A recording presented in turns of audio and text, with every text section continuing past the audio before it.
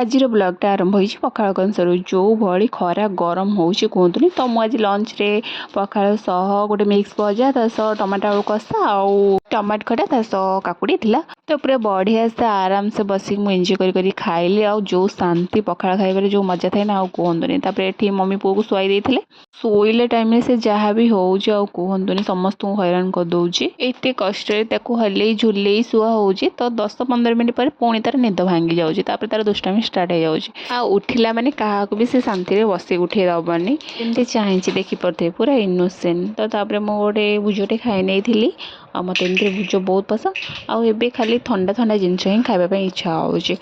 तो तापर मु गोटे डाइनिंग कवर टे ऑर्डर करथिली ले भी आसीथिला तापर हम गाँव को ठाकुर आस्थिले संध्या बेले तो एटा थिला मोर लास्ट दर्शन ठाकुर को तो आउ जे के आर वर्ष तो